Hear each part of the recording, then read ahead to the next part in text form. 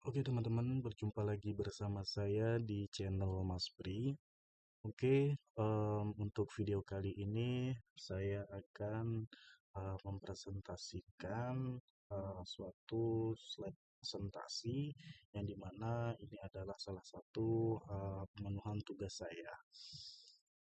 Oke, untuk presentasi kali ini eh, saya akan mempresentasikan yaitu eh, dengan materi Business Process Management atau yang disingkat dengan BPM.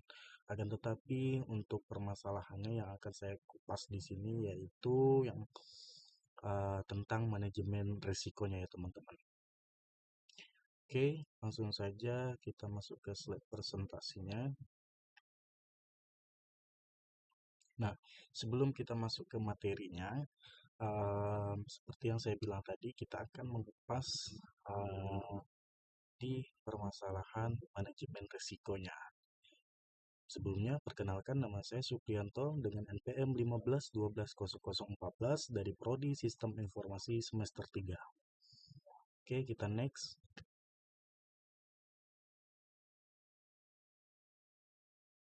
Selanjutnya, definisi manajemen risiko.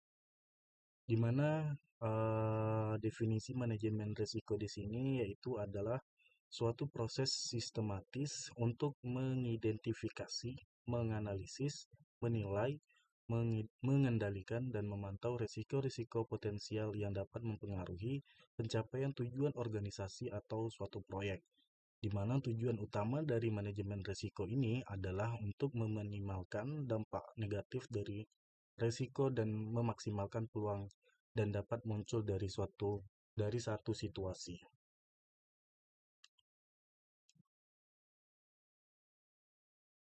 Nah, mengapa manajemen risiko itu penting? Karena manajemen risiko eh, dapat membantu organisasi atau individu yang dimana yang seperti saya jelaskan di atas tadi, mengidentifikasi, menilai, dan mengatasi potensi ancaman yang dapat mempengaruhi tujuan mereka. Mereka ini dalam artian suatu organisasi atau suatu perusahaan. Dan juga eh, manajemen risiko ini juga adalah bagian penting dalam strategi organisasi untuk melindungi aset, memastikan kepatuhan, dan meningkatkan daya saing dalam jangka yang panjang. Nah, inilah mengapa pentingnya manajemen risiko. Jadi, eh, kita juga harus mengetahui itu ya teman-teman. Oke, kita next. Selanjutnya yaitu ada tujuan dari manajemen risiko, di mana tujuan di sini yaitu untuk mengidentifikasi, mengevaluasi, dan mengelola risiko-risiko yang dapat mempengaruhi pencapaian tujuan organisasi atau suatu proyek. Secara lebih spesifik dan berikut adalah beberapa tujuan penting dari manajemen risiko. Di sini yang pertama yaitu melindungi aset dan sumber daya. Yang kedua, melindungi pencapaian tujuan. Yang ketiga, mengidentifikasi dan mengantisipasi risiko. Yang keempat, mengurangi ketidakpastian. Yang kelima, mengoptimalkan peluang. Dan yang terakhir, yaitu meningkatkan keamanan operasional. Nah, ini tujuan dari manajemen risiko. Oke, kita next.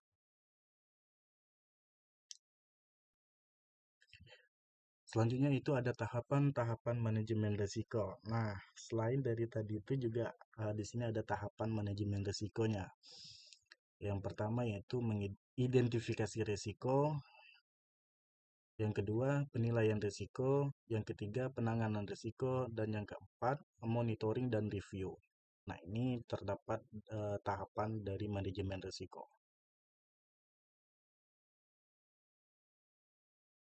Selanjutnya yaitu ada identifikasi risiko. Apa sih identifikasi risiko itu? Nah, jadi kita harus paham juga dari identifikasi risiko, mengapa harus terjadi gitu.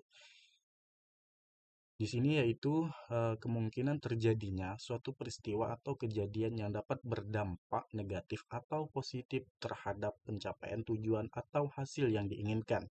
Oleh karena itu, resiko kali ini melibatkan ketidakpastian karena terkait dengan kejadian-kejadian yang belum terjadi, akan tetapi juga memiliki potensi untuk meningkatkan operasional, finansial, atau strategi organisasi. Nah, ini pentingnya juga kita mengetahui daripada identifikasi resiko. Oke, kita lanjut.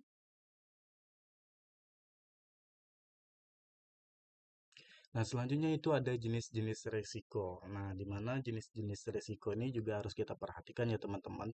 Oke, untuk jenis-jenis resiko di sini yaitu ada saya ambil dari 5 golongan. Yang pertama yaitu resiko finansial, di mana resiko finansial ini berhubungan dengan ketidakpastian dalam hal keuangan seperti fluktuasi harga, nilai tukar, atau suku bunga. Yang kedua, resiko operasional, di mana juga terkait dengan kegagalan dalam proses internal manusia, sistem, atau kejadian eksternal yang mempengaruhi kegiatan operasional.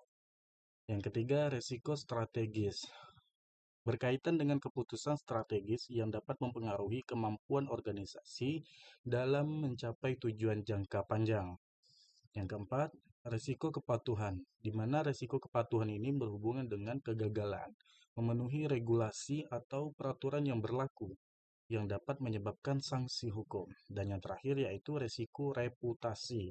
Nah, resiko reputasi ini juga sangat penting kita perhatikan karena terjadi ketika peristiwa atau tindakan merusak citra atau reputasi suatu organisasi di mata pangku kepentingan. Secara umum, manajemen risiko berusaha mengidentifikasi, menilai, dan mengelola risiko-risiko ini untuk meminimalkan dampak negatif atau memaksimalkan dampak positifnya. Jadi, dari 5 poin tersebut juga sangatlah penting kita perhatikan untuk dari jenis-jenis risiko. Oke, kita next. Selanjutnya itu ada manfaat. Oke, terluput dari jenis-jenis risiko, kita juga harus di sini juga ada manfaat manajemen risiko ya. Yang pertama yaitu pengurangan kerugian potensial, yang kedua pengambilan keputusan yang lebih baik, yang ketiga meningkatkan kepercayaan stakeholders, dan yang terakhir yaitu meningkatkan efisiensi dan produktivitas.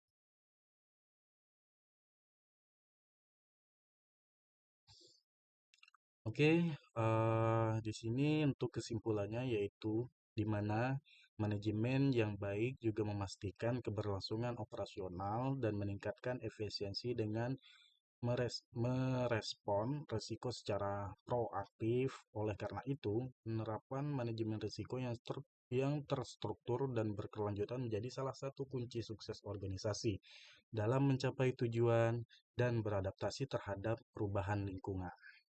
Oke, teman-teman, untuk eh, presentasi kali ini sampai di sini dulu. Semoga bermanfaat bagi teman-teman semuanya. eh, lebih terlebih khusus untuk di bagian pemahaman tentang manajemen risiko.